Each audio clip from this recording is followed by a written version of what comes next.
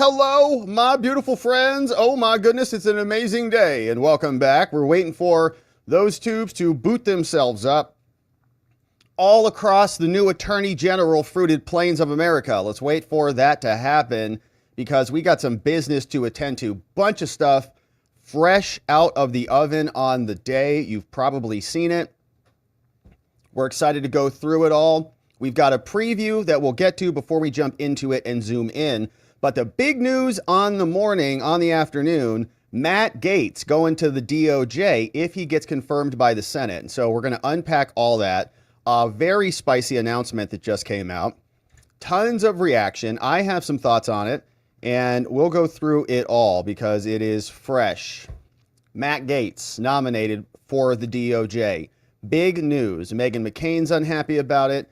David Pakman's unhappy about it. And so we'll go through it as soon as this warms up. Then we'll talk about, this is what it looks like from Trump. Then after we go through the hotness with Matt Gaetz, we got Jack Smith updates because Jack Smith also is running for the exits, man. He doesn't want to stick around. Trump is coming in hot, and so he's planning to step down and retire and skedaddle out of town because he knows maybe Matt Gaetz is coming in hot, baby. Let's go. Elections have consequences. No one's above the law. That's what Obama said and the Biden administration said. So Jack Smith is on his way out. Meanwhile, D.C. Mayor Muriel Bowser, the same mayor who rejected Trump's offer of 10,000 National Guard troops and who was responsible for causing a security breach, which led to the so-called insurrection. Well, now she wants to meet with Trump. All of this is very fun. Suddenly they want to be friends after they spent the last 4 years using every lever and mechanism of power to take out their opposition. Now they want to talk. Isn't that nice? Now they're saying that the right are sore winners because they picked Matt Gaetz because it's going to be a little hard for them now. We'll talk about it. This is covert versus overt. So we'll talk about all that and what that means. We got Karine was out. There was a meeting today. Trump was back in the White House and Karine got asked about it. Wait a minute. You guys invited Hitler back to the Oval Office to hang out with Joe? What gives? So we'll go through that. She got asked whether there would be an apology to President Trump. There should be in writing. We'd like to read it here in PDF format so we can mark it up. But we want to know if there will be an apology. Answer, probably not. John Thune is going to be the speaker or the Senate leader rather. And, not really a tremendous victory for Team MAGA, but we'll see what happens with him. He came out and said he's going to move forward on the confirmations pretty quickly. So that's good news. Meanwhile, the Judiciary Committee came out, said the FBI's up to no good again, started making trouble in the election hood. They used a software spy tool in 2024 to interface with the social media companies. And so the Justice Department got a letter, or the FBI rather, got a letter from the Judiciary Committee. This is what it looks like. Sent over there by Jim Jordan, who is the chairman, asking about this spy software that apparently they were using. And we now know that Tulsi Gabbard is going to be the DNI, Director of National Intelligence, provided she gets confirmed. And that will mean she'll be interfacing with the FBI a whole lot. Now, we're not expecting an FBI appointment because Christopher Wray is still in office. And they actually have a term, a 10-year term. They have tenure and so on. They're supposed to go to the end of the term. So, in other words, Trump's not going to announce he's being replaced. Most other people, they just tendered their resignation at the end of the term. FBI is a little different because it's a law enforcement agency. Yeah, right.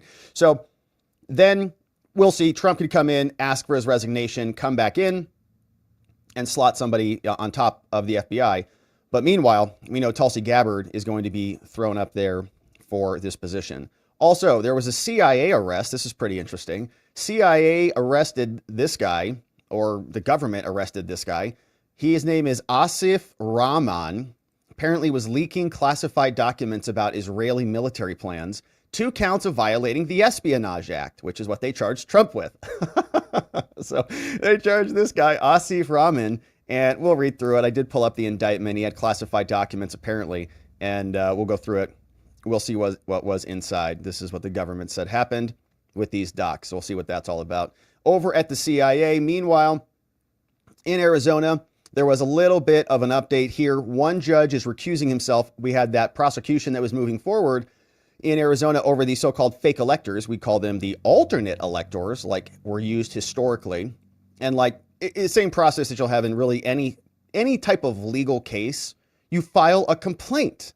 Some people get charged with crimes. The government makes allegations. They file a complaint. They lodge the complaint. You file a civil complaint before the statute of limitations expires in a personal injury case to lodge your complaint. You might not actually come to a closure on that complaint. You might actually dismiss the complaint, but you lodge it so you don't lose your rights. Happens all the time. It's actually a common feature in our law. That's what they were doing here. Alternate electors to lodge their position in the event that the House decided that they weren't legitimate. So now they're getting prosecuted. Well, it turns out one of the judges who's in charge of this political prosecution case brought by Attorney General Mays in Arizona, seen here. This is what she looks like. It's way too close in this camera footage. Arizona Central looks like they were trying to do a short form TikTok on this, but it's like, hey, we don't need 3x telephoto zoom on the face. All right. But they did it for their short form. Anyways, so that is her. She's saying that they're going to put kids in cages or something. I guess she'd rather have Joe Biden have kids in trafficking or something, you know, that are like 300,000 of them that the Biden administration lost. Anyways, those kids are gone. She'd rather them not be in cages rather than them be in basements or something. Then we'll go through that. But meanwhile, Trump back at the White House. So while Chris Mays is melting down in Arizona, Trump's back in the White House, baby, shaking hands with Biden. And I thought that they told us never again. Remember when Kamala came out after she had one too many? She's like, never again. Rawr! We're like, God. And you can see she was channeling some of that MAGA gates of hell energy from the Biden administration. They have a lot of it. And so we'll go through this. Trump made his return, and we're excited to see him back in Washington, baby. So good stuff, bunch of fun stuff queued up. Of course, Matt Gaetz and some of these appointments are hot and spicy, and we're excited to zoom in on those. But before we do, you know what we got to talk about?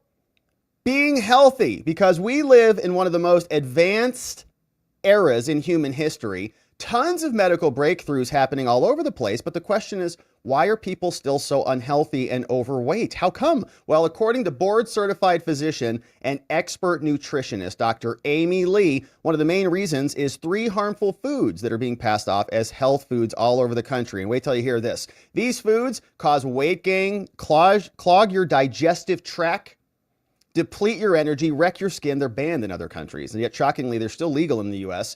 And it's time that someone shined a light on what they are and how they work. And Dr. Amy Lee is doing just that. She's explaining how these things work and how they wreak havoc on your body and for millions of other Americans. And you can stop this, reverse all this. You just got to know where to look and how to reverse it. And so you can do that by checking out her message. Go to 3harmfulfoods.com/RG, 3harmfulfoods.com/RG. Click the link in the description. After years of study, she put together this video so that you're never duped by this again. Check it out, 3harmfulfoods.com/RG, and you'll get the link in the description. And then you'll never eat those horrifying foods ever again. And thank you to Dr. Lee for sponsoring today's episode. Now, we've got some business to attend to, fresh out of the oven. Matt Gaetz going to the DOJ. Whoo, this is one that is raising some eyebrows with all the wrong people. All the right people are upset about this, and we're excited to see where this goes. Trump posted this today saying, "It is my great honor to announce that Congressman Matt Gaetz of Florida is hereby nominated to be the Attorney General of the United States." He says, Matt is deeply gifted and a tenacious attorney trained at the William and Mary College of Law who has distinguished himself in Congress through his focus on achieving desperately needed reform at the Department of Justice. Few issues in America are more important than ending the partisan weaponization of our justice system. Matt will end weaponized government, protect our borders, dismantle criminal organizations, and restore America's badly shattered faith and confidence in the Justice Department. On the Judiciary Committee, which performs oversight of the DOJ, Matt played a key role in defeating Russia hoax and exposing alarming and systemic government corruption and weaponization. He's a champion of the Constitution and the rule of law. And Trump's post continues in part 2, wherever that went, here from the president. Let's go and find his account because it is not there.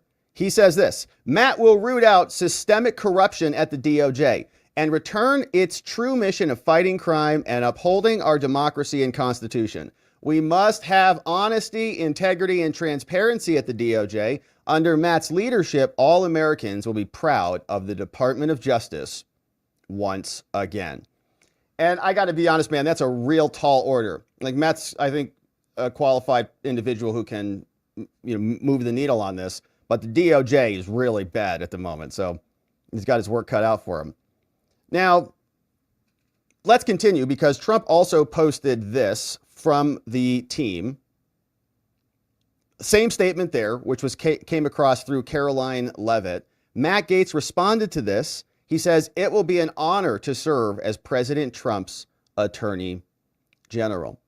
And the Attorney General, as we've seen, traditionally, during the presidential transition, it is the practice for the Attorney General, along with other cabinet secretaries and high-level political appointees, to tender a resignation with effect on the inauguration day of the new president.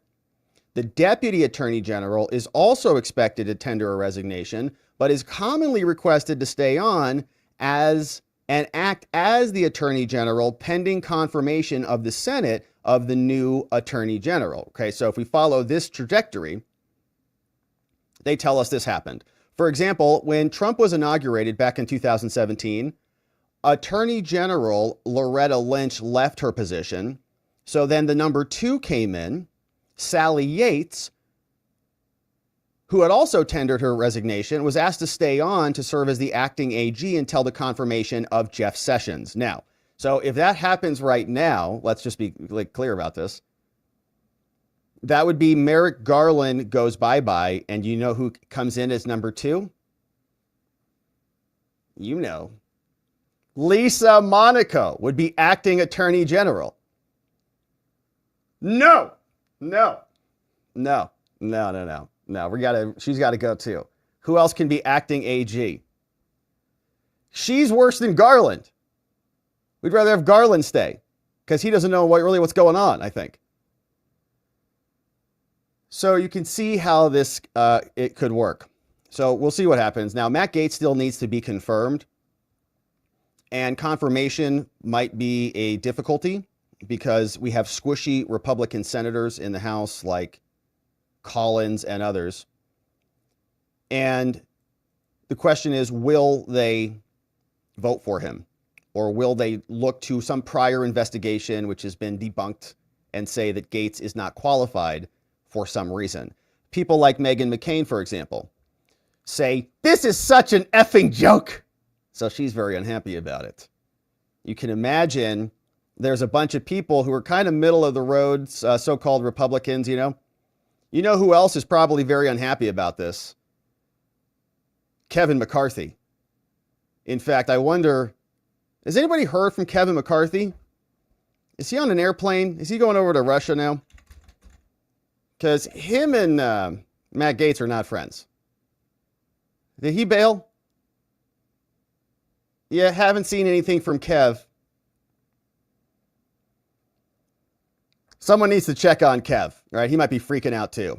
He's probably on an airplane, abandoning ship with Jack Smith. He's like, hey, Jack, where are you going? What flight are you on? You got an extra ticket?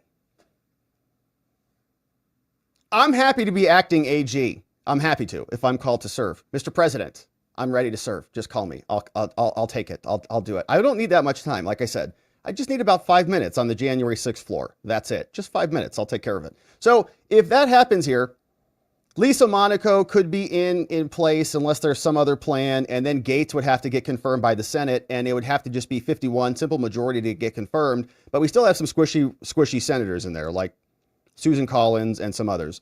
Now, the other idea I had on this is that Matt Gaetz, there's this concept we talk a lot about in the law, and in trial practice of developing a shiny object, right? You have this shiny object that you wave in front of everybody so everybody pays attention to it.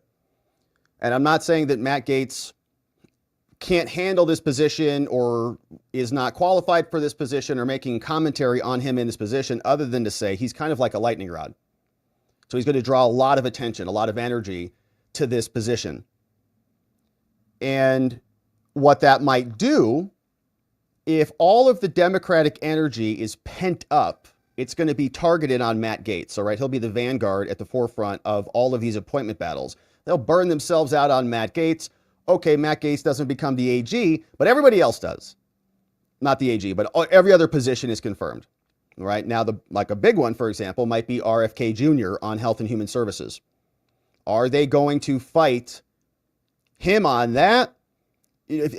For example, if you put up a Matt Gaetz, who I think most people would say is more on the right, more of a polarizing figure than RFK, at least in terms of the general political spectrum that we observe in America, he would draw a lot of the energy. RFK Jr. and everybody else suddenly seems a lot more reasonable by contrast, right? You're just kind of spreading it out. Oh, if he's going to put Gaetz up, well, Tulsi Gabbard used to be a Democrat. RFK Jr. used to be a Democrat. Same with Elon and those things. So it might be a political red herring, a shiny object, a lightning rod.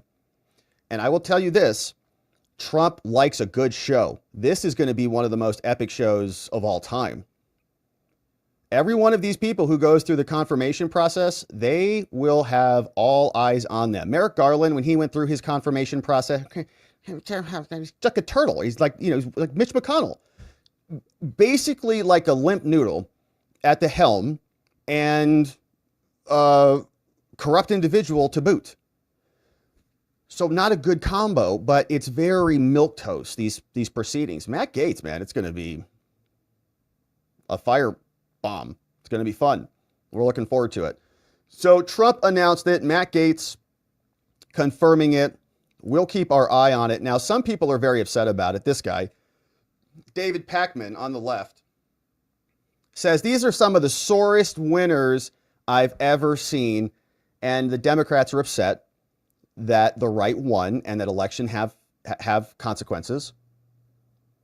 And I guess they want the right to pick people from their side or something. But I see this as a difference between being covertly partisan and overtly partisan. The Democrats right now, through Merrick Garland and Lisa Monaco and Jack Smith and Judge Chutkan and Christopher Wray and Robert Mueller and Peter Strzok and all of them, they are covert partisans. Covert. Meaning they feign their impartiality and they fake believe like they are nonpartisan and like they work in the interest of justice and these things. And the truth is they do not. They're liars. They're dishonest. It's okay if you're partisan. You shouldn't be partisan at the DOJ, but it's okay if you are partisan.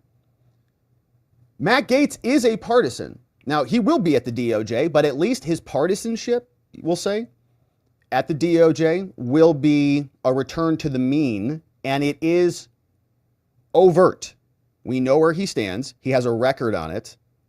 And quite frankly, his record is not partisan towards any party. It's towards, in my opinion, justice, which is a presumption of innocence, the right to confront your accusers, the right to present your evidence in a court of law. You want fair trials, for crying out loud. You're not getting fair trials in the J6 cases. DC just went 93% for Kamala Harris in DC, where all of the insurrection so-called cases are being brought.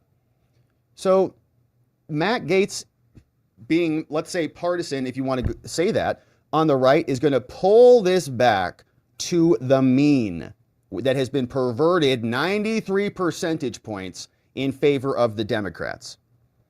So I don't know what the left was expecting. I didn't, did they think that he was going to appoint Kamala Harris as the attorney general or maybe Michelle Obama or something?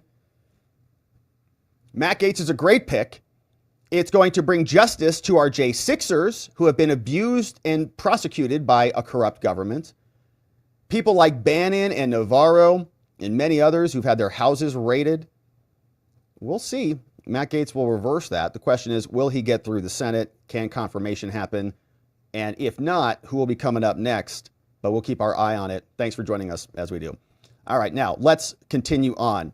Speaking of the DOJ, Jack Smith is running scared, planning on retiring, according to this article from the New York Times, before Trump takes office. Doesn't want to get fired because he wants to finish his report and leave the job before he then gets investigated, hopefully, by the new DOJ, led by Matt Gaetz, baby. Jack Smith, the special counsel who pursued 2 federal illegal prosecutions against Trump, is planning to finish his work and resign, along with other members of his team, before Trump comes in January. The goal, they said, is not to leave any significant part of his work for others to complete, and to get ahead of President Trump's promise to fire him within 2 seconds of being sworn in. Mr. Smith, who since taking office, has operated under the principle saying that not even a powerful ex-president is above the law, which is such a stupid rephrasing of this. Nobody was saying that. We're saying the law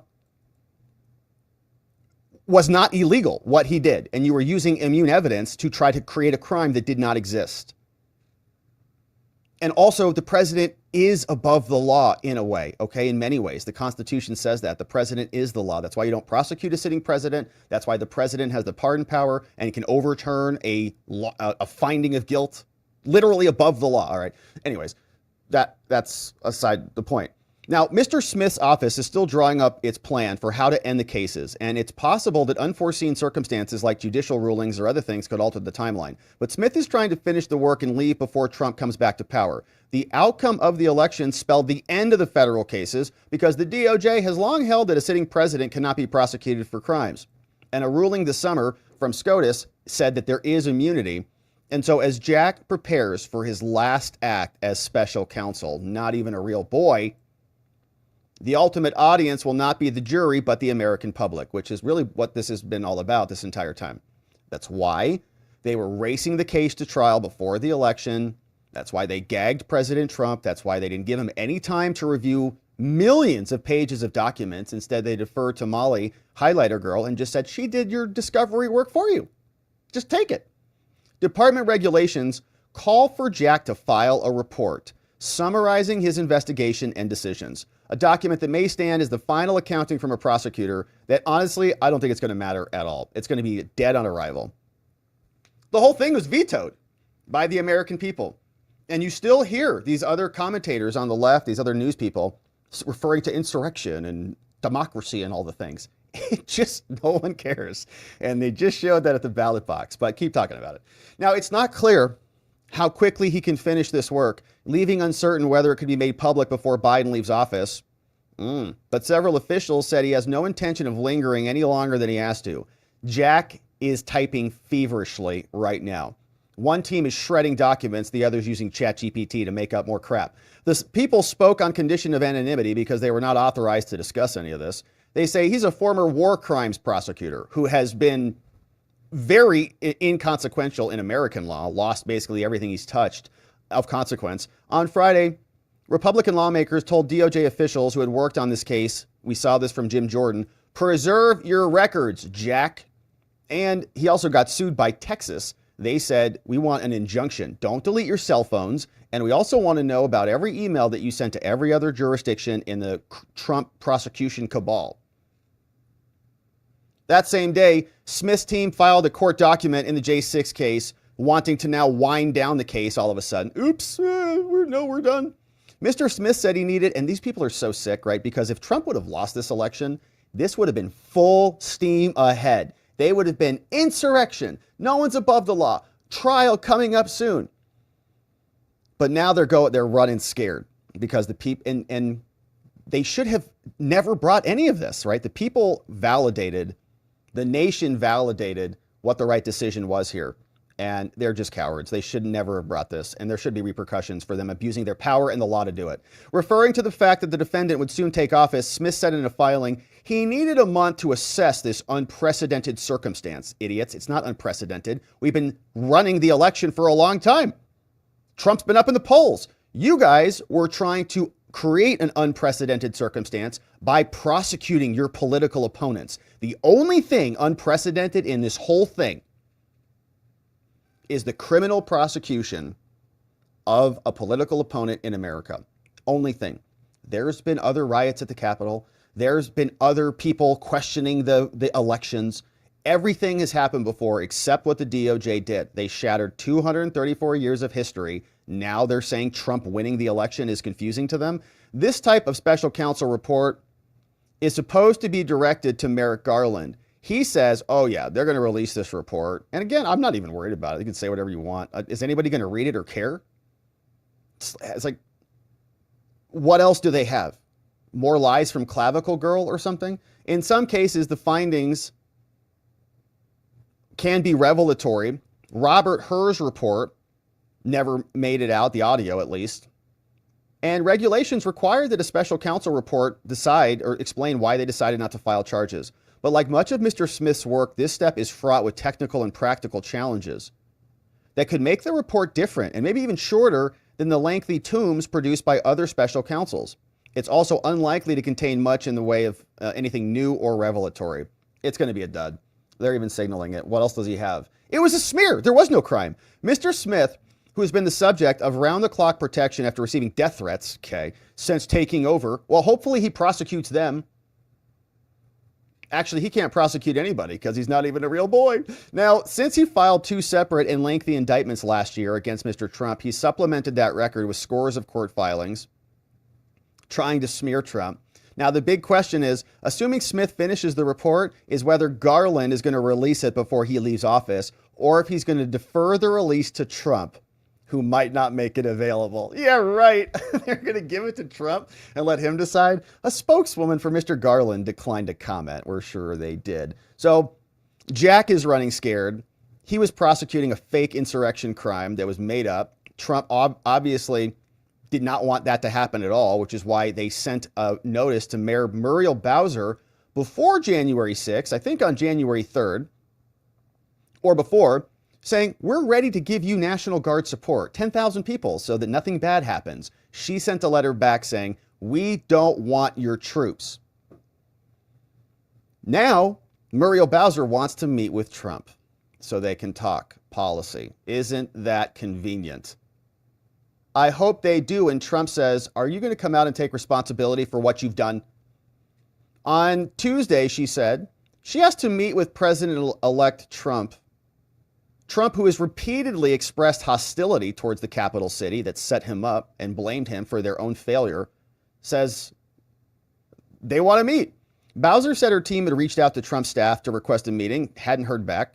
The campaign did not respond to a request for comment, but they did meet with Joe today. Although Bowser said her team had been vigorously prepared to, quote, defend the deep blue city from numerous potential attacks on local autonomy, she said on Tuesday she's searching for common ground now with President Trump. I want to make clear that Washington, D.C. is prepared to welcome the new administration, and we're committed to ensuring a smooth and collaborative transition this time.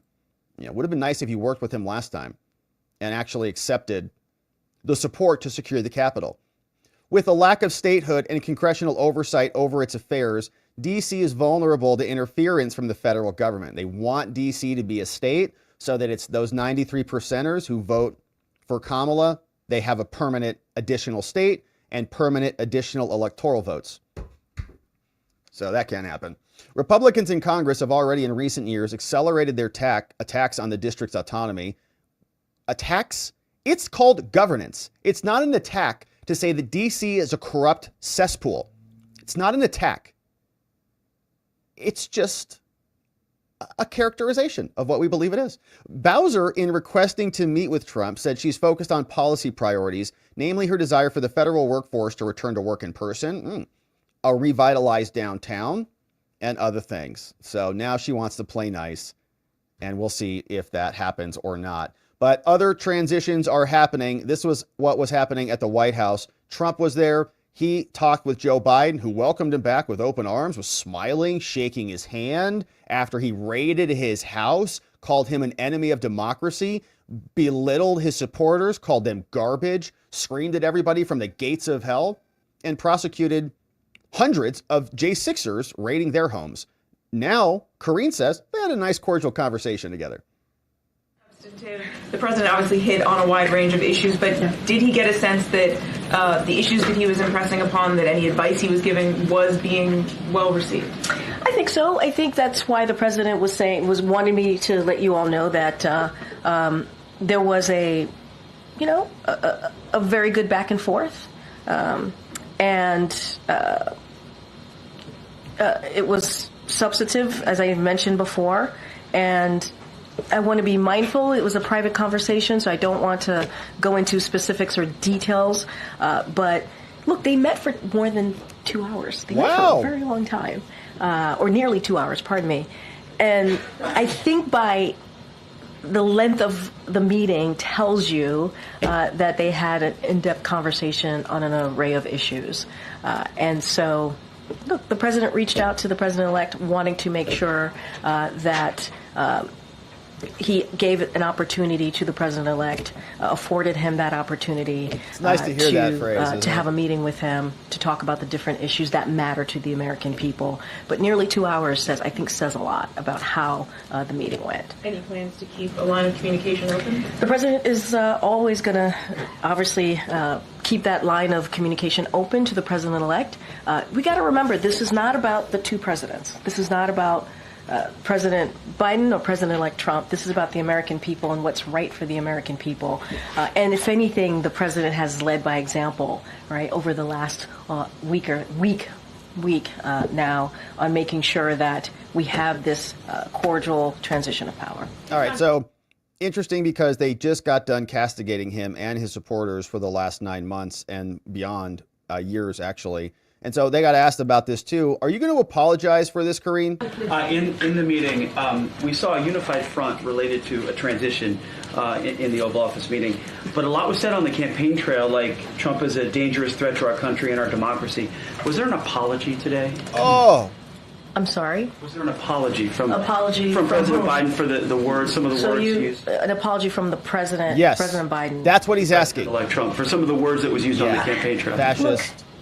Threat to American democracy. And I've answered democracy. this a couple of times about a threat to democracy in the past week. The president is going to always feel obligated to be honest with the American people. Okay. What he says still stands. What? He is a threat? And it's not just him. You heard this from former staffers. You've heard it from the former chief of staff, John Kelly, and others. You've heard it directly from the president-elect, the former president, about enemy of the people. Very, very clear. Very clear. What we want to be also very clear about is the importance of listening to the will of the American people. There was an election. It is important to respect our institution. Okay, so I guess the American people the free and fair elections, voted for a threat to American and that's democracy what by her this logic. President is doing, leading by example and putting that aside and putting the American people first. But what he said still stands. Wow, okay. And it's not just him. We should not just put this at the president. I don't even know. Do they even try? Is there anybody that even prepares her at all in these press briefings? It's not even a complicated thing. I'm not a PR expert just to say, well, what the president was talking about was about some of the issues and some of the campaign rhetoric that came out when Trump was campaigning. And he was responding to those, that some of those ideas and concepts could be very dangerous to our country. But now that the president has won and the people have spoken, we're hopeful that the new Trump administration will continue to come in and abide by the ideals that we've set in place here in the Biden administration, which is wide open borders. Everybody can come here because we don't care. We want multiple wars. We love killing everybody all over the place on both sides of everything. No problem. But we've established those values, obviously. And so even though Trump was talking about securing the border and all those things, we hope that he comes in and recognizes that he can't be murderous like us. And then, talk like that. And he's, wow, okay, that's at least logical. She says he is a dictator. Everyone thinks he's a dictator, but everybody voted for the dictator, so we're shaking hands with him and giving him the keys.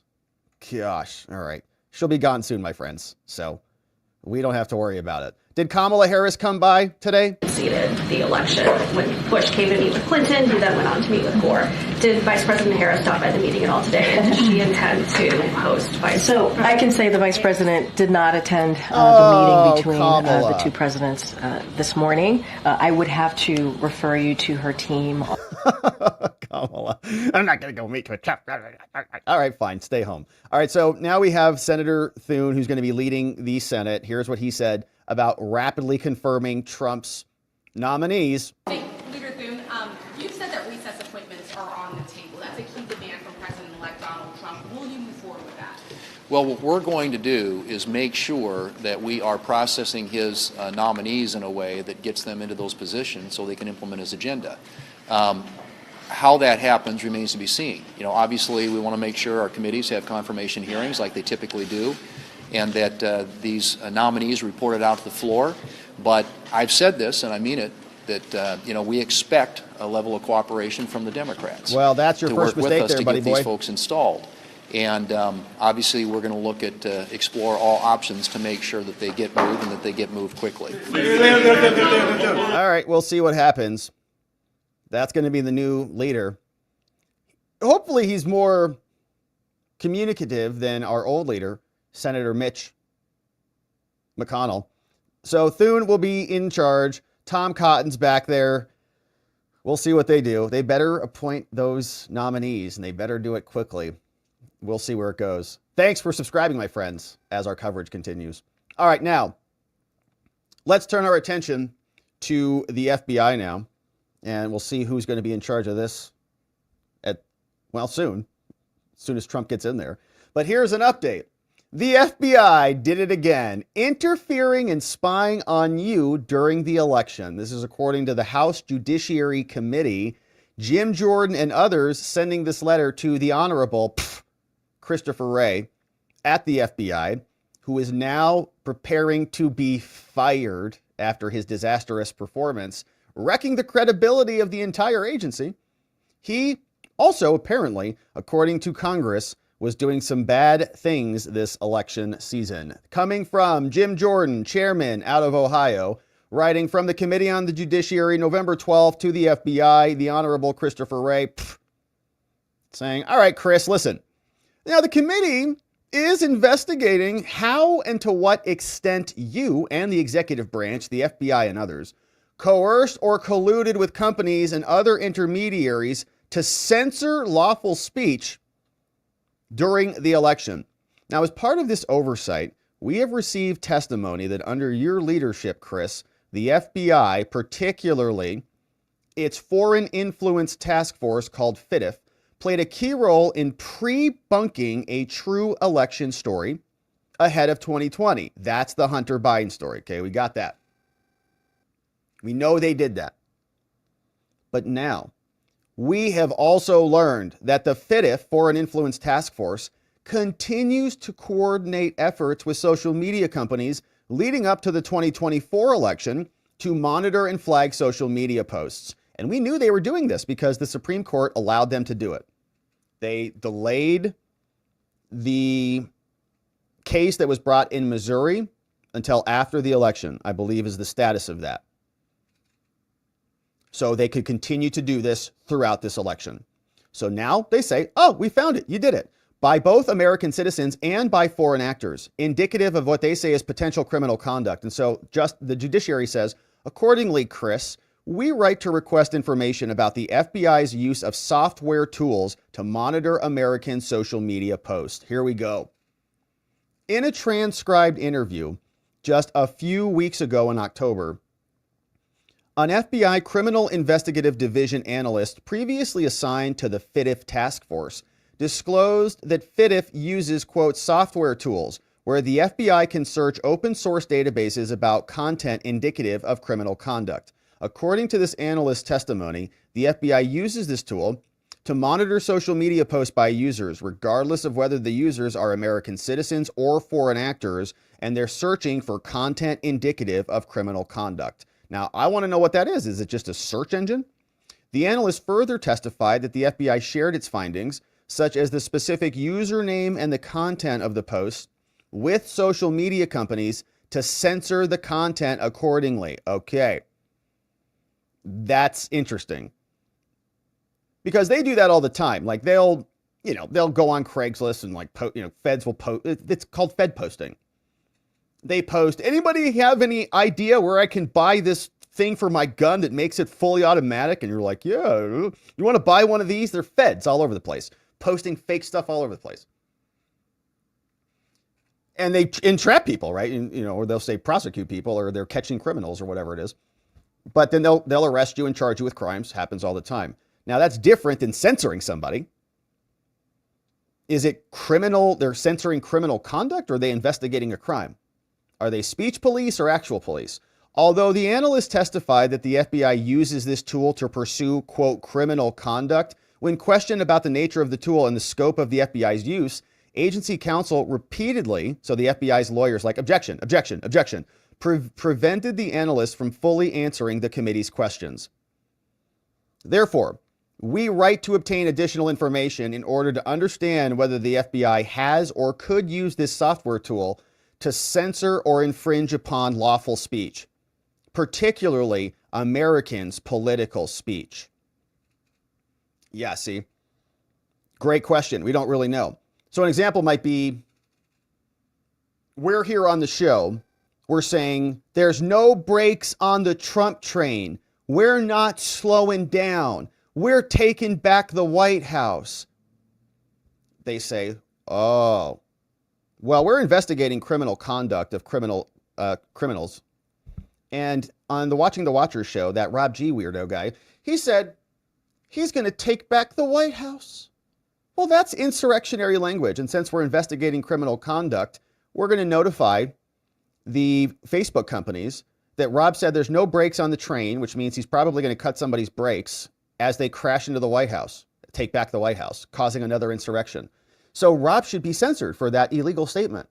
Well, it's not criminal at all. That's free speech. Well, it could be criminal because of how the FBI conjugates the language. And now social media companies get a nice notice from them, and boom, we get censored or something similar. Now, these concerns are reinforced, but they just say, no, we're investigating crimes. No, you're not. You're criminalizing speech. These concerns are reinforced in light of the committee's findings that the FBI, through FIDIF, has previously improperly interfered in other elections like they did in 2020 and their social media companies. Documents obtained by the committee and the subcommittee show how the FBI back in 2020 primed the big tech companies to expect a hack and leak operation by the Biden crime family and the Burisma story, despite internal concerns about whether the allegations were foreign sourced at all. They censored the story without even doing their due diligence. They just listened to the FBI. The committee and the select committee have also found instances of the FBI wrongfully flagging American accounts on social media companies for censorship. They included a verified U.S. State Department account and accounts belonging to American journalists all got censored. And nobody should be censored. I don't care if you're an American journalist, a State Department official, or just some dude with 2 followers. You have free speech. Accordingly, please provide a briefing regarding the FIDIF's use of the software tool and any related tools as soon as possible. We want to know what they were using and how they were using it more specifically. And if you know what it is, you can gauge that. In addition, we're authorized to investigate this. If you have any questions about it, let us know. Sincerely, your friend, Jim Jordan, the Judiciary Committee, looking into it. Now, somebody who is going to be interfacing at length with the FBI is going to be the Director of National Intelligence. The next person up for this is Tulsi Gabbard. Whoa. Big, powerful position. Previously held by John Ratcliffe in the Trump administration. John Ratcliffe is going to the CIA, which we're going to talk about next. FBI director probably will not be named until after Trump takes power and demands the resignation of Christopher Wray, upon which he'll have someone else there to be acting and then nominated. But here is Tulsi, who is now confirmed to be the pick. The statement from the president. I am pleased to announce that former Congresswoman Lieutenant Colonel Tulsi Gabbard will serve as the director of National Intelligence, aka the DNI. And if you look this up, I forget what the number is. We have so many of them, it doesn't matter, too many. But like 19 different intelligence agencies, NSA, CIA, FBI. Then you have all of the different agencies, like the Army has their intelligence, Navy intelligence, and so on. 19 of them, maybe more. Homeland Security, and so on. DNI is the hub that is supposed to integrate all the intelligence, and this came around after 9/11 because we didn't realize what was going on, apparently. So here's the background. He says, Tulsi, for over 2 decades, has fought for our country and the freedoms of all Americans. As a former candidate for the Democratic presidential nomination, can you believe that? She ran as a Democrat. It's wild. She has broad support in both parties. She's now a proud Republican. I know Tulsi will bring the fearless spirit that has defined her illustrious career to our intelligence community, championing our constitutional rights and securing peace through strength. Tulsi will make us proud. She's a 4-term congresswoman, 2020 presidential candidate, New York Times best-selling author, veteran, 3 deployments to war zones. She served in uniform for 2 decades, Lieutenant Colonel, Army Reserve, and she leads her nonprofit organization called We Must Protect. First served elected to Hawaii House of Representatives when she was 21, 9/11 enlisted in the Army, 2004 gave up a re-election campaign, deployed to Iraq, served in a medical unit, came home, worked with Senator Danny Akaka, who is the chairman of the Senate Veterans Affairs Committee. Then she volunteered to go back to the Middle East as a platoon leader. Having experienced firsthand the true cost of war, she ran for for Congress at 31, vowing to honor the lives of those who died. She prevailed in a difficult election, went on to serve Congress for 8 years, was on a bunch of different committees, then ran as a Democrat for president. Announced in 2022 she was leaving the Democratic Party, becoming an independent. She puts country before party and approaches her issues accordingly. She's got a great book, number 4 in the New York Times, and endorsed Trump on August 2024. Joined the Republican Party, and with Trump, they've been able to transform the party, and now she's going to be the director of national intelligence. So good eyes on the intelligence agencies, and we'll see what this looks like. But at this stage, we're excited to see how the team matures. We're giving everybody the benefit of the doubt here to rise to these positions because this is a new era. We have a whole new team of people who are rising to the top, and we're excited to see what they can do. All right, now let's turn our attention to the CIA because we have more. A CIA agent was arrested for leaking classified information, and they charged him under the Espionage Act. This is a fun one because they charged Trump with that too, for documents that were his at his house in Mar-a-Lago. A little bit of a different situation here, as we'll see, but we do have the document that is requesting a deliverance of the individual charged, Asif William Rahman, charged with publishing classified materials. We'll see what the documents look like. But some background here from New York Times. They say he worked overseas. He was arrested on Tuesday, 2 counts of violating the Espionage Act. And now he is apparently one of them. A CIA official has been charged with disclosing classified documents that appear to show Israel's plans to retaliate against Iran for a missile attack earlier this year. According to court documents, the official is called Asif W. Rahman. He was indicted last week in federal court in Virginia on 2 counts of willful retention. Arrested by the FBI on Tuesday in Cambodia, was set to appear in federal court in Guam on Thursday. Now, the leak offered a glimpse into the depth of American concerns about Israel's plans and illustrated the extent to which the United States spies on even its closest allies. So Israel attacking Iran, he's leaking documents about this. A lot of people banging the Iran war drums, and we'll see where it goes. Now, the documents that were released, dated mid-October, were prepared by the National Geospatial Intelligence Agency, which analyzes images and information collected by U.S. spy satellites, conducts work on military operations and clandestine operations. The information is highly classified, details interpretations of satellite imagery that shed light on a possible strike by Israel on Iran, including the types of missiles, planes, and other aircrafts. It began circulating last month on Telegram. Officials have previously said they did not know where the documents were taken from, and they were looking for the source. They indicated the documents were not exhaustive and only showed bits. But he worked abroad.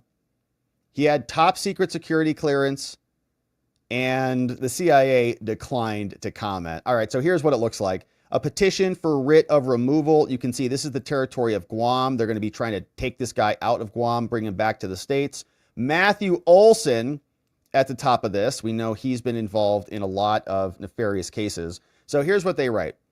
They say, on November 7th, the district court in Virginia issued an arrest warrant for this guy. A copy of the indictment are attached. Here's what we're looking at from the indictment. They say national security information was owned or produced by the United States government and labeled top secret. Now, it's going to be very, very vague here. So super light indictment. It says on or about October 17th, this guy, outside the jurisdiction of the United States, was in Cambodia. He had unauthorized possession. He had classified documents, and he was in possession of them. And then he transmitted them. So willful transmission and possession. They don't give us many details about what were inside those documents here, other than he possessed and transmitted them. So submitted to a grand jury, and he was indicted. There was an arrest warrant, and apparently they got the guy. So very curious case there. You can see he's got another hearing coming up. That's going to be tomorrow. And looks like he might be back in... No, I think he's probably still in Guam. So interesting. All right, that's what's happening at the CIA. Now, John Ratcliffe is going to be in charge of the CIA very soon. So this guy is coming back to lead that agency. Here is a throwback to when he was in Congress and he was going after Peter Strzok, who was at the FBI at the time. But actually, before we get to that, let's listen to Jake Sullivan. So Jake Sullivan is our current national security advisor. Obviously, he interfaces with the DNI. He interfaces with the CIA and presumably the FBI. And he got asked today, Donald Trump is coming into office. What do you think, Jake, are the two biggest threats to American security in the world right now as you're about to pack your bags and hit the road? Jake, I know you can't speak to what happened in the meeting earlier. We'll ask Karine about that. But 8 years ago, then President Obama explicitly warned incoming President Donald Trump about the urgent threat posed by North Korea. He said it was the most urgent national security threat the U.S. was facing at the time. What would you communicate to your national security advisor peer who's going to be following you in this job? What is the most urgent national security threat facing the United States today as Donald Trump prepares to take office? Well, I would say two things in answer to that question. The first is that if you look out at a strategic level, the competition with the People's Republic of China is going to be defining for what the world looks like over the course of the next 10, 20, and 30 years. I think that's right. And so that has got to be a paramount priority for the incoming administration. And the person who's been named as my successor, the person who's been floated as the Secretary of State, these are people who have very much focused on that challenge, and we'll look forward to talking to them about how we've approached it and obviously pass on the current state of play. Then there's the most immediate issue, which is Iran and its proxy groups continue to take actions that directly threaten Americans and American interests in the Middle East, and that has to be dealt with on an urgent basis. Now, that's at the macro level and the micro level.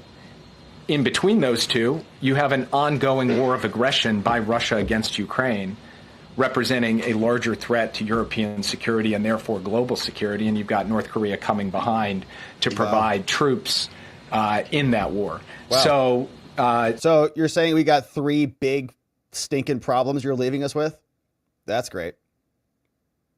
Iran, China, and Russia. Perfect. What were you guys doing these last 4 years? Thanks. These are all issues for which we have clear approaches, working in coordination with allies and partners, and we're going to try to ensure that we pass off each of these areas to the next team in a way that is as smooth as possible. Well, thanks for creating them, okay? When you guys came in, there was no problem with Russia and Ukraine. China is going to be a long-term peer adversary. So that's always going to be a thing. And there was not the Middle East in flames, in fuego right now, like it is currently. So thanks, Jake, for creating major problems and then dumping them on the next administration. I'll have to clean it up for you. Go back to Oxford. Maybe you can teach something over there. Now, here's Ratcliffe. This is the guy who's going to be running the CIA and hopefully helping to get things in order. The approximately 50,000 text messages that... This was back when he was questioning Peter Strzok. This is the ex-FBI lover. He was with Lisa Page creating Crossfire Hurricane, which was a scandal where they spied on Trump's campaign and were trying to rig the 2016 election. So this is Ratcliffe before he was the DNI in Congress going after him. We're excited he's back in charge now, too. That I've seen with your personal beliefs like F Trump, stop Trump, impeach Trump. Go ahead and confirm on the record that none of that occurred on an official FBI device or on official FBI time. Go ahead and do that. Sir, no, they did. Many of them did. Oh, they did. Okay, so 50,000, sir. So really, no, I'll give you a chance at the end. So what you really meant to say was that when you said you never crossed that bright, inviolable line, what you meant to say was, except for 50,000 times, except for hundreds of times a day where I went back and forth, expressing my personal opinions about effing Trump and stopping Trump and impeaching Trump on official FBI phones, on official FBI time. Other than that, you never crossed that line. I'm sure there are 13,000 FBI agents out there that are beaming with pride at how clearly you've drawn that line. Agent Strzok, are you starting to understand why some folks out there don't believe a word you say, and why it's especially troubling that you, of all people, are at the center of the 3 highest profile investigations in recent times that involve President Trump, and that you were in charge of an investigation investigating, gathering evidence against Donald Trump, a subject that you hated, that you wanted to F him, to stop him, to impeach him? And do you see why that might call into question everything you've touched on all of those investigations? Chairman, I'm done with this witness, and I yield. Terrible guy. I mean, Peter Strzok is such a coward that he tried to manipulate, in my opinion, he tried to use his law enforcement position to go after his political opponents, and was both overt and covert about it. In his cabal of FBI goons, when they were sending text messages to each other, they were ranting and raving about how they were going to stop Trump, take out Trump. But then he hid it and tried to pretend like he's just an honorable FBI agent who was just following the leads and investigating Russian collusion. The guy is the worst. And MSNBC, I think, brought him on as a contributor because he's perfect for that network, which is failing. And he also blocked me because he's a punk and he doesn't like us calling him out because he's a weenie. All right, so that is Ratcliffe. Very excited to have him back in charge. Excited to have Matt Gaetz at the DOJ. And we'll see who picks up the helm at the FBI so that these corrupt little goons can get rooted out for good. Now let's turn our attention to Arizona, because we got to talk about this guy. A judge recuses himself from the alternate electors case in Arizona because the judge was kind of a fan of Kamala Harris. Not supposed to be that biased in a political case like this, where the defendants are being prosecuted because they're on Team Trump. Here's the story from the AP. This case, as we know, is being brought by Chris Mays. This is this woman here, our attorney general, kind of like our Michigan Dana Nessel, or you could say she's part of the same squad, kind of like Jenna Griswold and Jocelyn Benson, except she's in the AG position, not the Secretary of State, but part of the same crew.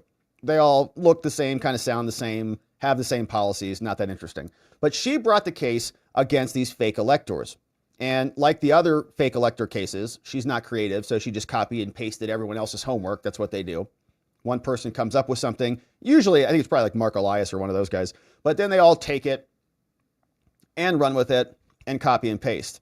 But now we see the judge is kicking himself off the case after it's been discovered that he's not fair. Says a judge recused himself from presiding over Arizona's alternate electors case after an email surfaced in which he told fellow judges to speak out against attacks on Kamala Harris's campaign. Judge, you know better.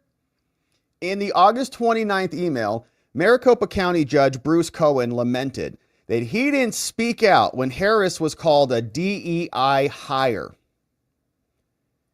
He believes that white men must speak out against unfair treatment of women and raised a historical lesson from the Holocaust about the need to speak up when people are attacked. Okay. It's pretty dramatic. DEI hire is like the Holocaust? Okay. Cohen didn't specify who made the comment regarding Harris. He said the judge told his colleagues in the email, he blasts everybody, "We cannot allow our colleagues who identify as being a, quote, person of color to stand alone when there are those who may claim that their ascension was an equity hire rather than based solely upon exceptionalism." Cohen later, which is like a really interesting email. So this is the judge, Bruce Cohen. He says, Cohen later wrote another email telling his fellow judges that he let his passion cloud his views. Yeah. And he apologized to anyone affected by his lapse in judgment in using an email forum that was not appropriate for unsolicited comments. Yeah, he caught himself. All right, that's good. At least he caught himself, right? We all get kind of fired up over the election.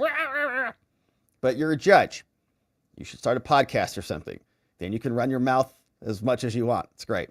Lawyers for Republican State Senator Jake Hoffman, who faces 9 felony charges in the case, sought the judge's removal, arguing that Cohen bears a deep-seated personal political bias that overcame his professional judgment. Yeah. And that their client has lost confidence, and so he's gone. Hoffman is one of the 11 Republicans who submitted a document to Congress falsely declaring that Trump won. And, of course, they've been charged. Yeah, it's appropriate. He recused himself. Okay, so that's good. It's good. We don't want biased judges. A spokesman for Chris Mays, the Attorney General, declined to comment. In a court record, Cohen said the original email was a stand for decency and didn't reflect a personal bias. It's not a bias. I'm just decent. Okay? I am not. Don't you love that? I'm not biased or partisan. I'm just a good person. Oh, okay. That's a great argument. Thank you, Judge. Thank you, Your Honor, for that great argument. You win every argument that way. No, you're wrong. Why? Because I'm a good person? Oh. Well, guess that's the end of that conversation. Cohen, who was appointed to the bench by Janet Napolitano. Oh, Janet. Remember her? My Arizona friends. Most of the defendants had asked Cohen to throw out the charges using an Arizona law that bars baseless legal actions in a bid to silence critics, which is what this is. The law had long offered protections in civil cases, but was amended to cover people facing most criminal charges. Cohen recused himself before deciding whether to dismiss the case. Another judge will look at that. Defendants said that Mays, the AG, tried to use the charges to silence them for their free speech and that they didn't have evidence. Other people have already taken deals. Jenna Ellis worked with Giuliani, signed a cooperation agreement, and her charges got dismissed, Jenna. The remaining defendants have pleaded not guilty. Trump wasn't charged in Arizona, but he is an unindicted co-conspirator in the indictment. The whole thing's a scam. All right, so here was Attorney General Chris Mays. This is what she was saying about this, and she's out in the aftermath of the election, very upset about it. Here's Chris Mays. There are things that we can work with the Trump administration on, but you know, there are things that we can't. Like what? In setting up what amount to concentration camps for migrant children is not something that I will put up with. She's not going to allow concentration camps for kids. Is that what Trump's calling for? No, I became a Democrat because the Trump administration started putting migrant kids in cages. I became a Democrat because of that. And I will not stand for it as the Attorney General. No concentration camps, Chris Mays. Yeah. State. I ran for Attorney General because of January 6th. And so we will not put up with any effort to undermine or overthrow our government. These people are living in their own hysterical fantasy land. And as you know, that is why we have the fake electors case.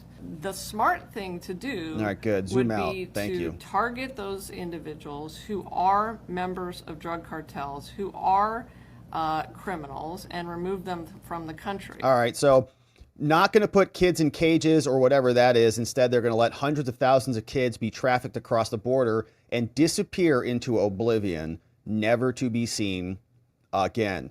Well, there was this report that came out a few months ago that gave us the highlights on just how corrupt Chris Mays is. Here are the key findings, saying that when Chris Mays was in office, she committed a bunch of abuse. Here's a comprehensive report saying she unjustifiably, in this 102-page report, just some of the highlights from her, says she threatened Mojave County Board of Supervisors with criminal and civil penalties if they voted against her. Nice. Sounds kind of insurrectionary. Attorney General Mays abused the legal system to go after her political opponents, currently doing that right now. She abused her power and her authority under the Consumer Fraud Act, issued consumer alerts filled with deception, fraud, and misrepresentations about healthcare services, right? To incentivize women to get animated about abortion. She misused public resources in town halls, threatening public nuisance lawsuits against farmers, and advocated for ballot measures relating to who advocated for certain measures. She refused to defend state laws. She did not defend an Arizona law, Arizona's Save Women's Sports Act. Just, no, we're not going to defend that in court. She hindered the committee's work by failing to produce any records and information that we were seeking. Now, the people of Arizona deserve better, and so the full report goes into the details on exactly who this person is. But they're gearing up to stop President Trump. They do not want to work with him. And in fact, there are governors now who are creating entire organizations to stop him. But while that is happening, Trump is in the White House shaking hands with Joe Biden. Here's what that looked like. Well, Mr. President-elect and former President, thank you. Donald, congratulations. Thank you. And looking forward to having a, like we said, smooth transition. Do everything we can to make sure you're accommodated, what you need. And we're going to get a chance to talk about some of that today. So good. Welcome Thank you back. very much. And thank you very much. And politics is tough, and it's in many cases not a very nice world, but it is a nice world today, and I appreciate it very much. And a transition that's so smooth, it'll be as smooth as it can get, and I very much appreciate that, Joe. You're welcome. Thank you all. Well, that was quick. All right, so the media's going wild. Trump returns to the White House. They said never again. Never again. There he is, looking good next to the roaring fire. Soon to be back in charge. And the media doesn't sound happy about it. Shooing him out as usual. So another good event. Trump's back. Biden seemed pretty happy. Didn't seem like he was too nervous that American democracy was going to fall or falter, because none of that was true. That was all campaign bluster. Now that Trump is back in charge, Joe Biden can go retire and let the adults govern the country. All right, now we've got one final update on this governor's situation, and then we're going to hear from you, my friends. But here is this story that is coming out of Illinois. We were waiting for the Democrats to reorient themselves, and now they have done that.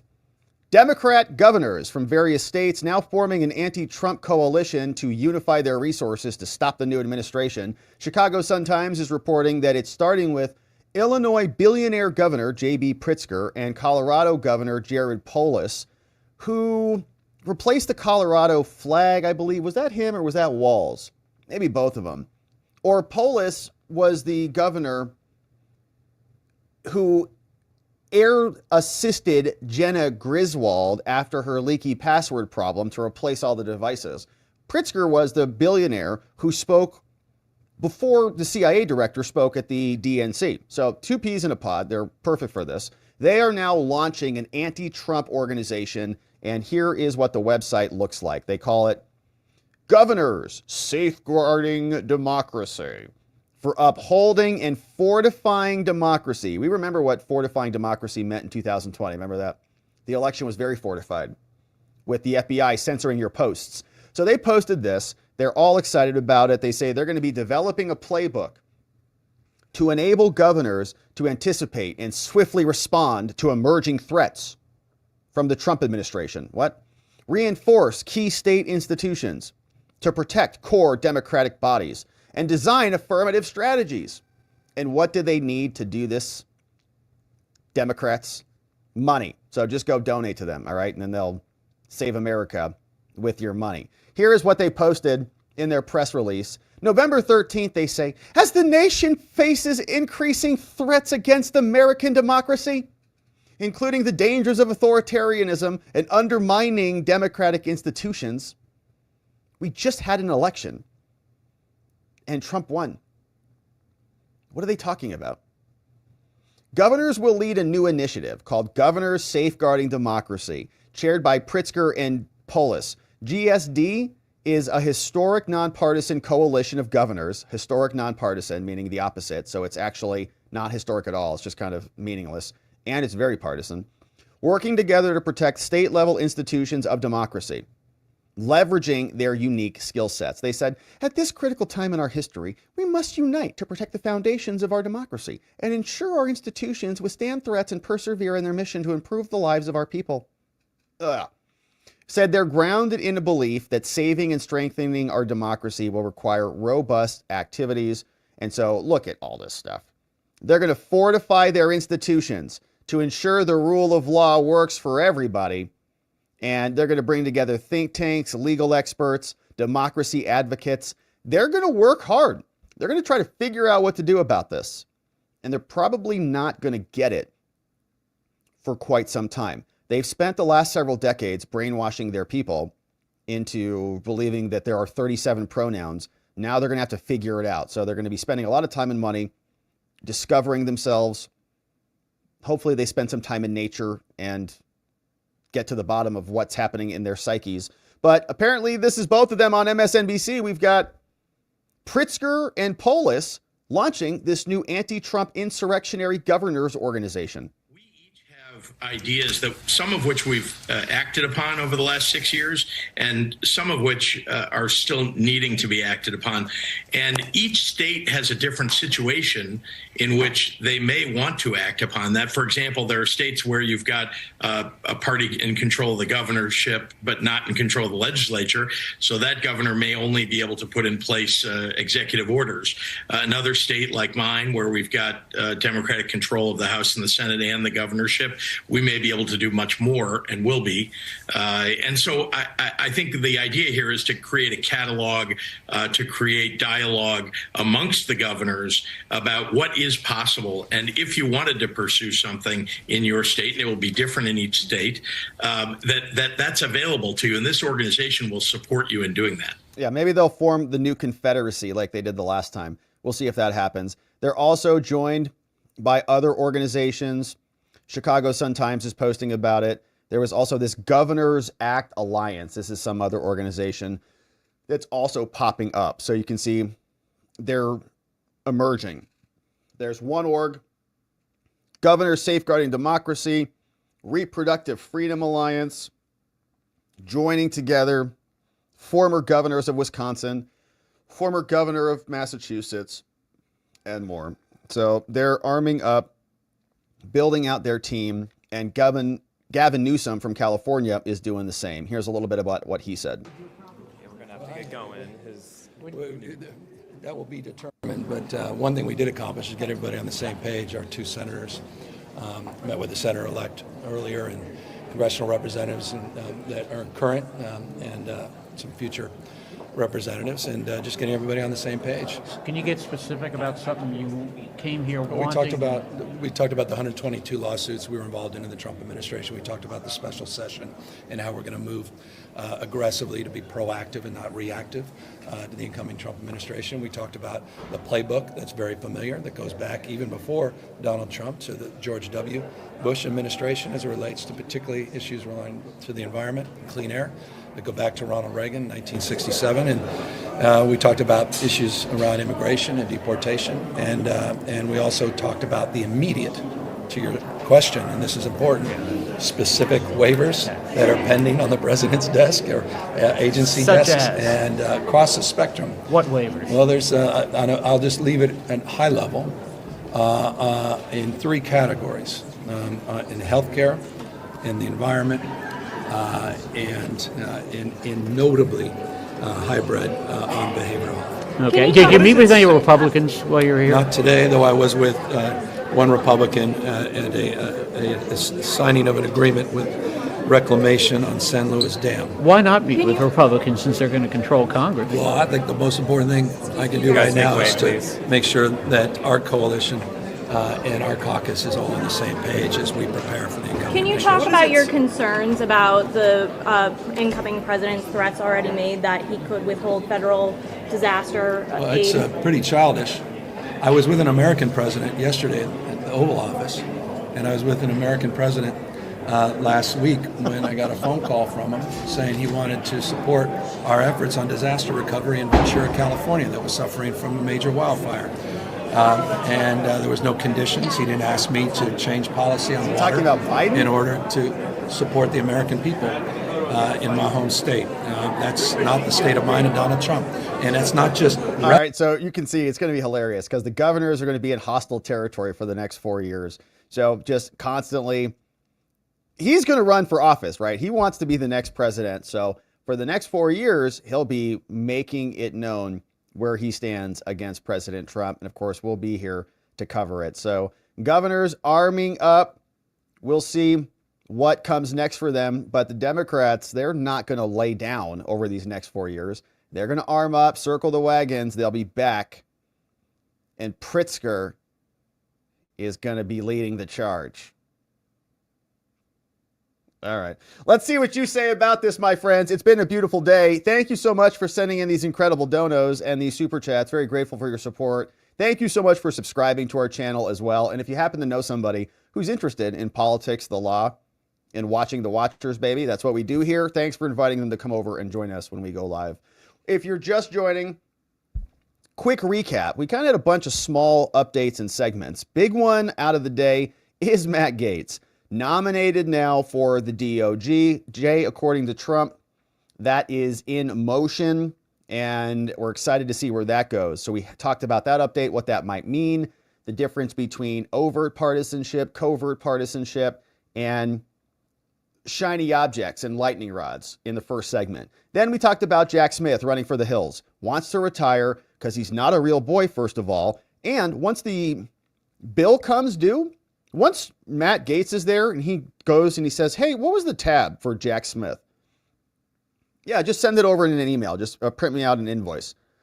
Matt Gaetz is going to get it. He's going to look at posting on Twitter, finishing his Rumble show. Jack Smith invoice. $56 million. Jack Smith is going to owe a lot of money. He's going to say, hey, Jack.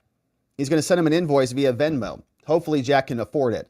So he's running out of town scared. The FBI was apparently spying on us during the 2024 election just a week ago. We don't know exactly how they were doing it or what software they were doing that with, but Congress is now investigating. We also saw the CIA had one of their own arrested for leaking classified materials on Israel, so that's fun. And Ratcliffe will be in charge of that agency soon. We're excited to see that. Arizona's Attorney General Chris Mays is lamenting Trump's victory, and the judge, Bruce Cohen, who is presiding over her political prosecution, has recused himself because he doesn't like Trump either. And Chris Mays, as we know, has been called out by Republicans for being corrupt. We also saw governors are organizing an anti-Trump cabal already being built with billionaire Pritzker and others And of course, we're going to be here covering it, my friends. So once again, thank you for subscribing. But now,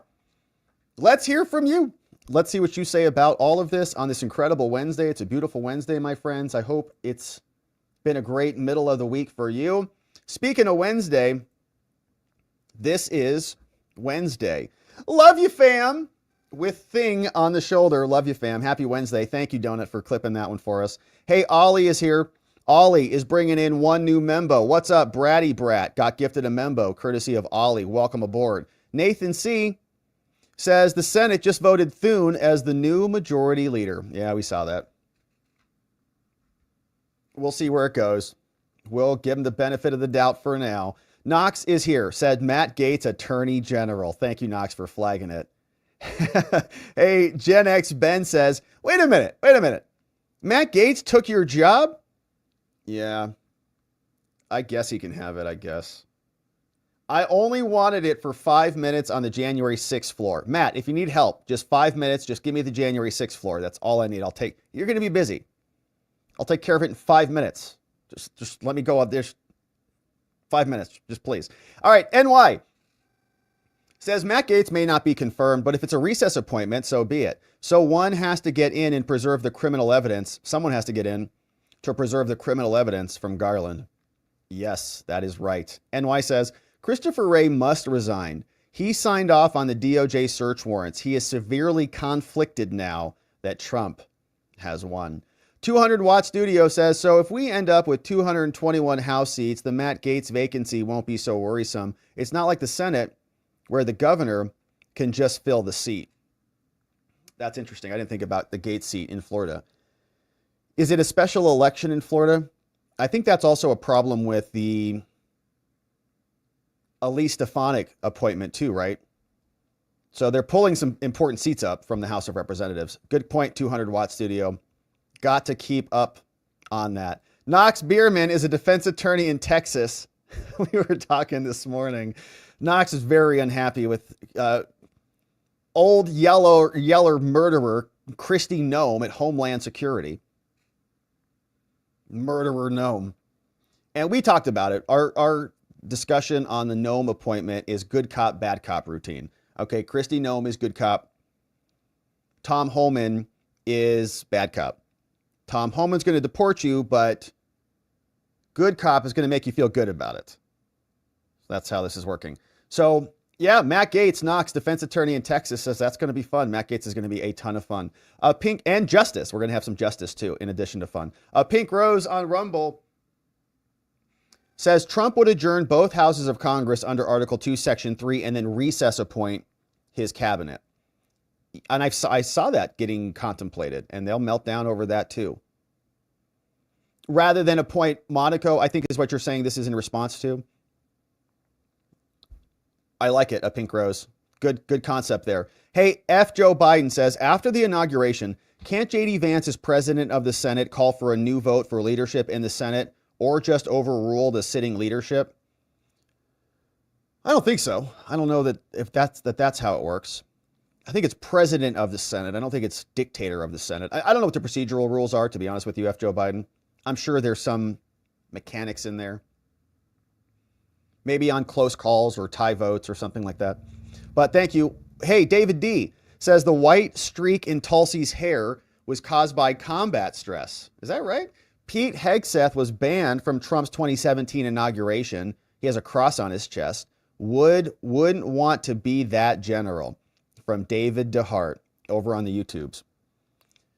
Interesting. He has a cross on his chest. I know he's got tats, right? Wouldn't want to be that general. Who's going to be fired? Said David D. Thank you, David. SFC.M became a supporter. Welcome aboard. Grab the stream from this morning, new members. Spud says, what's Tish going to do? No more DOJ pals over there. Yeah, Tish must be getting nervous too. She's probably taking her shoes off again, stinking up the building. Uncle Bozy says, asking for prayers for my friend, Cotton Manning. He has liver cancer. He is a Vietnam veteran and a fine man. Thank you, Uncle Bozy. Prayers sent to Cotton Manning. And my friends, if you've got some, send them that way. Cotton Manning, Vietnam veteran. Thank you, sir, for your service. And you know how we know he's a good man? It's because you called him a fine man. He's a fine man. I know what you mean on that, Uncle Bozy. Prayers out for Cotton Manning to a speedy recovery. Thank you, Uncle Bozy. Pookie's Ma says, so Rob is interviewing for press secretary? I mean, all the positions are being taken. First, Matt Gaetz gets the DOJ. Then Tulsi gets DNI. Ratcliffe's going to the CIA. I mean, you work so hard sometimes, and you just, I guess if I have to take press secretary, I guess if I have to, I'll do it. I'll do it. If I'm called to serve, I'll do it. Thank you, Pookie's mom. Hey, Spud says, was Karine all dressed up to attend a participation trophy awards show? Is she applying for Vanna White's job? I don't know. Honestly, Karine felt like, the final 2 weeks of your senior year, you just like don't care anymore. The professor calls on you and you're even worse than you've always been. You're just like, whatever. Like physics class, you're like, yeah, force equals mass times acceleration, something. Was that what it is? Whatever. She's like, no, that's not right. Okay, I don't care. I know you don't. There's no finals. It's all pass, fail, whatever. That's what it felt like Karine was doing today. Hey, this one from Glocky says, so the plan right now is that if the Senate doesn't want to play ball, then Trump will recess both chambers of Congress under Articles 2, Section 3, and just fill his cabinet with recess appointments. What's going on, Glocky? Hey, thanks for that. Says a Senate aide posted on X that Elon has told the Senate Republicans that if they don't go along with Trump's agenda to fix America, he will not campaign against them, but he's going to finance anyone who decides to primary and run against them. Yeah, that's great. You get on board or face the consequences. We have a country to save. Shane Sosa, what's up? Reminding everybody to hit that like button, share and subscribe to this channel, hit the notification bell, and make sure you select all so you never miss a show. Thank you, Shane, for the reminder. This one came in from Glocky. Says there was a story this morning about Mark Elias being in Pennsylvania and judge shopping to get a recount. I'm keeping my eye on Pennsylvania. Yeah, and this is a great one. I have not seen that document. Apparently, they filed briefs and are demanding that non-citizens who have their votes counted. It's going to be a nail-biter on what happens, especially given Pennsylvania and how corrupt they are. Thank you for that. I did not see that document. Looks like it's fresh. We're keeping our eye on Pennsylvania. I was looking to see if there was enough for a segment today, but there wasn't as of the show. But we'll see what tomorrow looks like. Chubby says, sounds to me like the CIA got itself infiltrated by an Iranian spy, but I'm sure they'll never frame it that way. NY says, did Christopher Wray say a thing about his behavior in the investigation? That's why he has to go. No, there's been really no repercussions for any of them. I mean, they're not at the FBI, but they're at the MSNBC now, which is appropriate. NY says, how appropriate is it for a sitting AG to comment on alleged crimes that haven't happened? Also, how can an Arizona AG stop a federal action? Sounds like she needs to go to law school again. This old guy says, did you notice that when Biden shook hands with Trump, that Trump covered his wallet with his left hand? I didn't see that. Did he do that? He didn't want to get robbed by Joe? April Sings. What's up, April Sings? Thanks for becoming a supporter. We had a great stream this morning. Make sure you grab that one. Maggie Freetag says, what can we do to thwart this BS? Well, I don't know which BS you're talking about, Maggie, but I think we're doing a good job of it right now. I mean, we're building our government out, and we need to select good, smart, capable people who can navigate around the Democratic machinations. And I think we're doing it. So we're doing it right now. Will Crump says, if the governors defy legislative acts or executive orders, can't the AG prosecute and convict them? State sovereignty isn't a bulletproof shield. So the way that it, zooming way out on the constitutional stuff, the way that it generally works is they use the power of the purse to incentivize states to comply with federal action because of state sovereignty. So we would have to see, we'd ultimately have to see what the conflict is. So it's depends. The answer is it depends. But generally, no. Generally, the answer is no, right? States do have sovereignty. But if they're committing a crime, a federal crime, then maybe they could be prosecuted. Like, for example, Trump was prosecuted by special counsel Jack Smith. The DOJ prosecuted Steve Bannon. Now, those were not state officials, but they were other individuals. So, I mean, we don't want to be making up charges to go after different people, but they also should not be violating the law. We've got this from F. Joe Biden. Rob, would you rather go to the press corps? Would you go to the press corps if they invited you among other YouTubers? You mean like in the room asking questions? Yeah, heck yeah, baby. That'd be fun. We'll live stream that. We'll be live streaming it. We'll be like, yo, Alina, what's going on? We got the Watcher fam right here. What do you guys want to say? What's the question? I'm like, all right, here are the questions. What's up? It'd be great. We have tons of viewers. It'd be fun. It'd be a ton of fun. Glocky. Hey, says, will he be confirmed by the Senate? Massey, he doesn't need to. We recess. He's the attorney general, so suck it up, Buttercup. There we go. Hey, Kareem is here, bringing in 5 new membos. Thank you, Kareem. Bringing in worst Viking ever. Echo Knight is here. Frank McCoy, M. Black Thunder, and Huja Talachik, gifted membos by Kareem. Thank you, Kareem, for bringing in 5 new friends. Knox Bierman says, I love Tulsi and supported her presidential run in 2020. That really must get Kamala's goat. The fact that she's being nominated there. Knox says, if Pritzker is leading the charge, we have lots of time. What is this? Who is this person?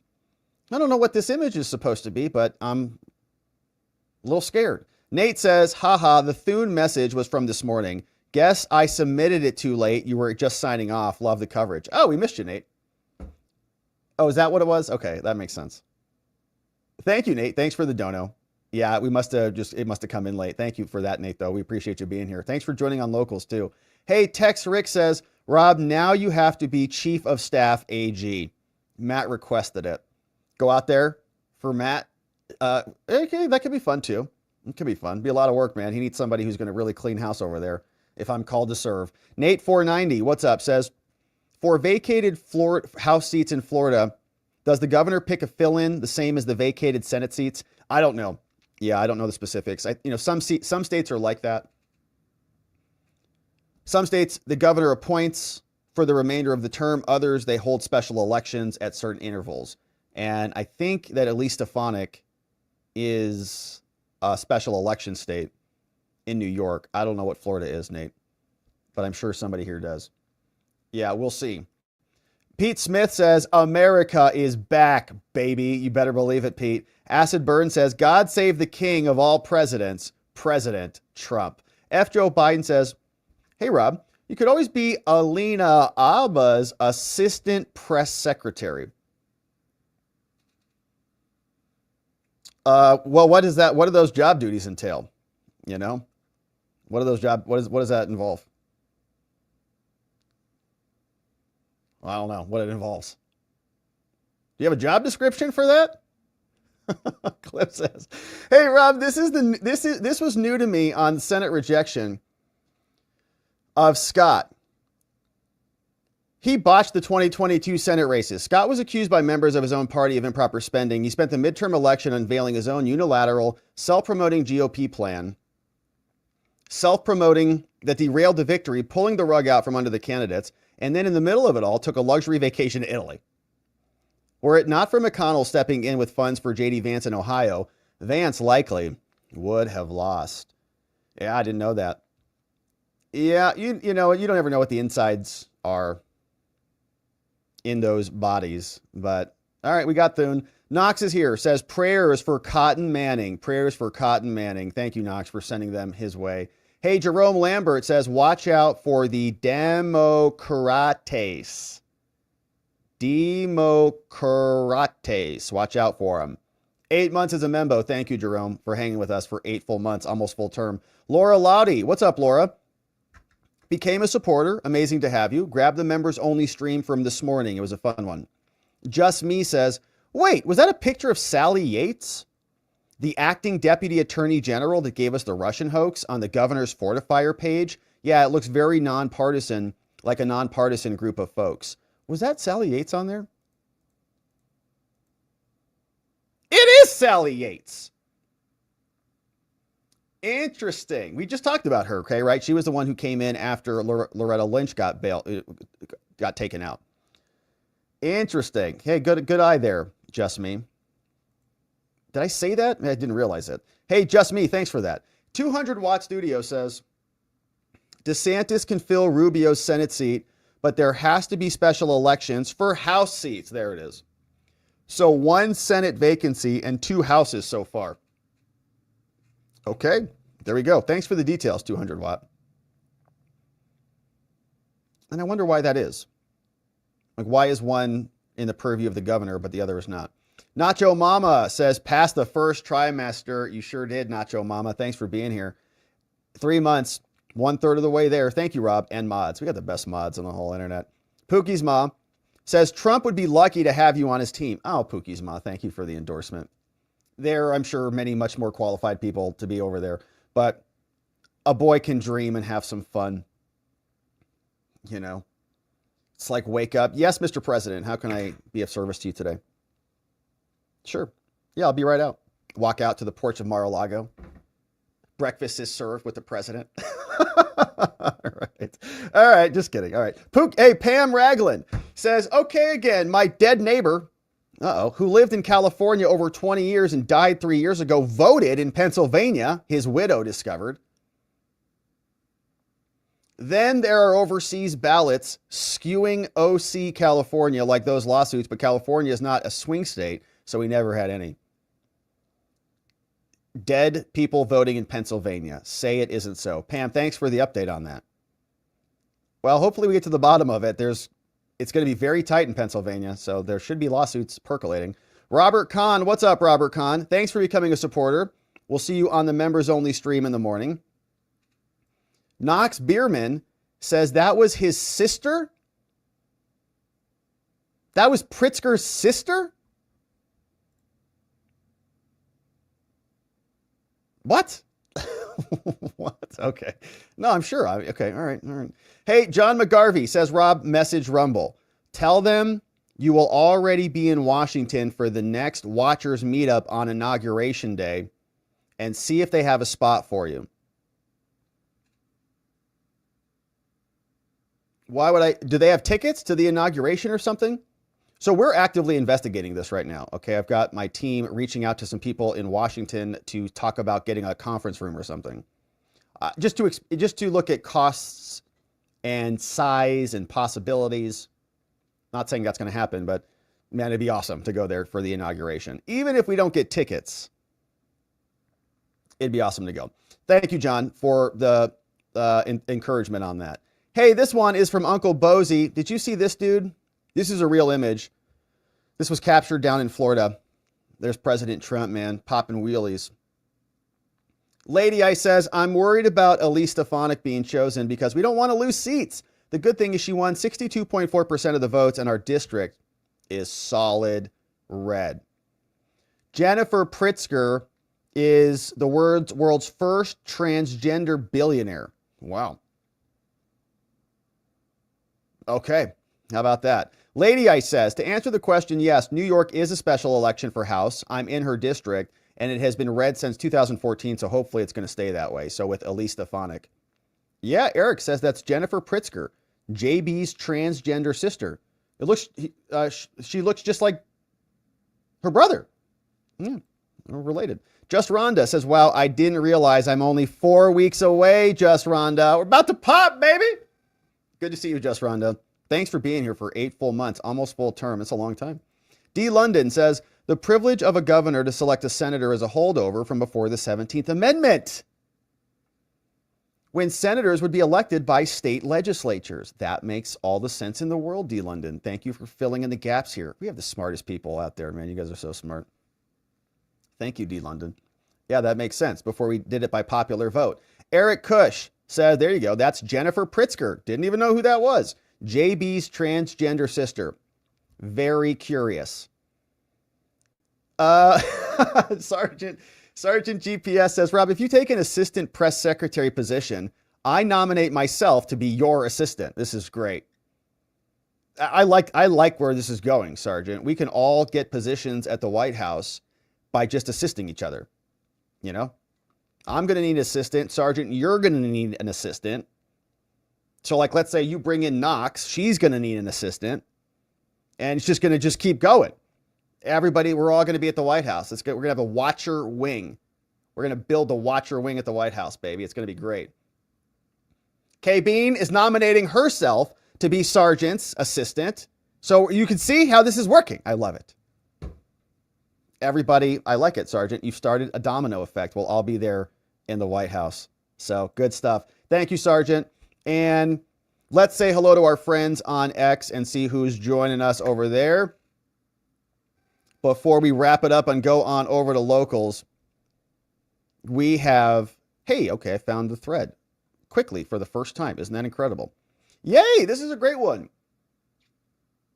Fred Pedemonte, what'd I say, 19 agencies? So it's a coalition of 18 agencies and more. Does that also encompass the DNI? So the White House, DNI, yeah, look at all these. National Counterterrorism, Defense Intelligence, National Geospatial, National Reconnaissance, NSA, Army Military, Naval, Air Force, Marine Corps, Energy, DEA, FBI, CIA, DHS, Coast Guard, Treasury, State. So much intelligence. But all of them, all those really smart people, they couldn't even tell us who blew up the Nord Stream pipeline.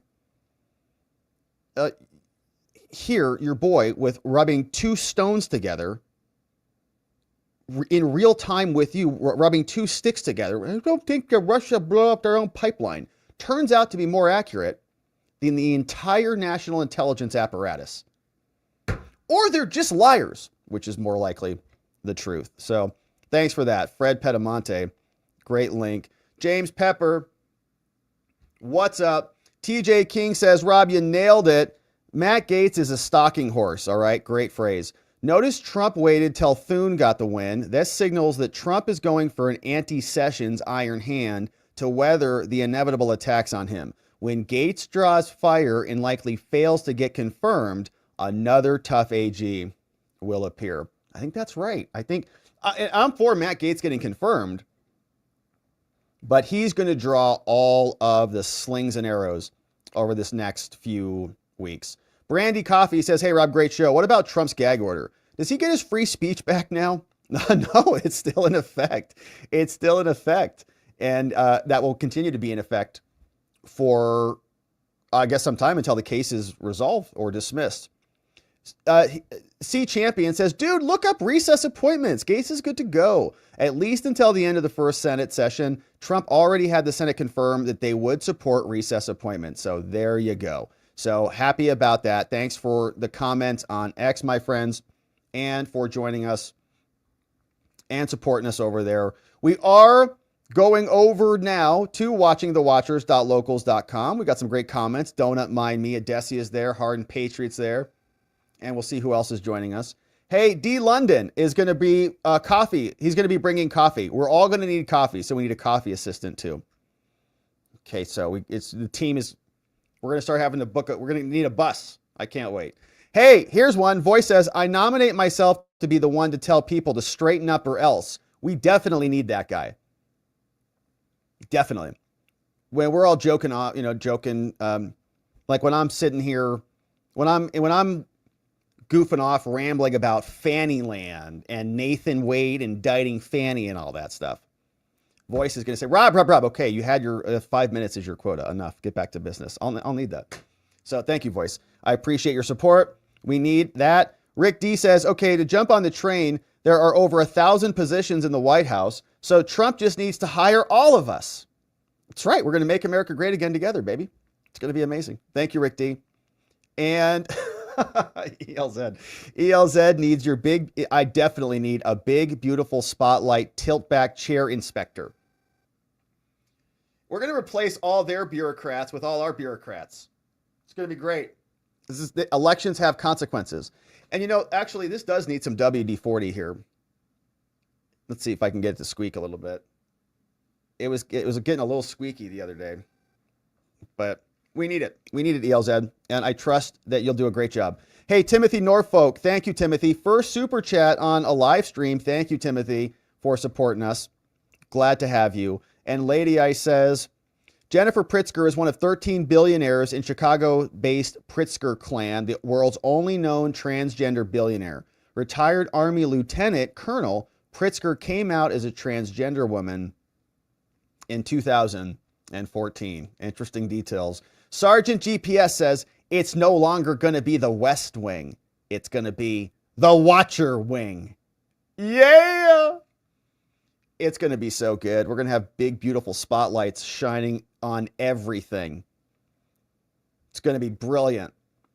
Every time there's corruption, it's going to be rooted out instantly with our amazing team of Watcher friends. Thank you, Sergeant. It's going to be fun. I can't wait to do it.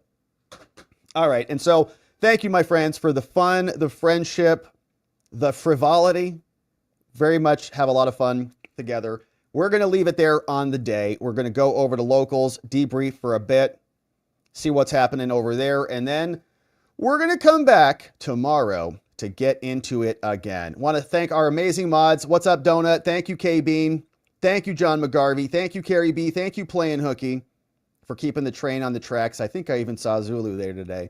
And so, my friends, thanks again for being here. Thanks for subscribing. Really, thanks for sharing the show with a friend or family member. We'll look forward to seeing you back here tomorrow. But in order to do that properly, we're going to need to see you right back here so that together, with your help, we can shine that big, beautiful spotlight of accountability and transparency down upon our system with the hope of finding justice. Make it a beautiful night, my friends. Sleep very well. I'll see you right back here tomorrow. Bye-bye.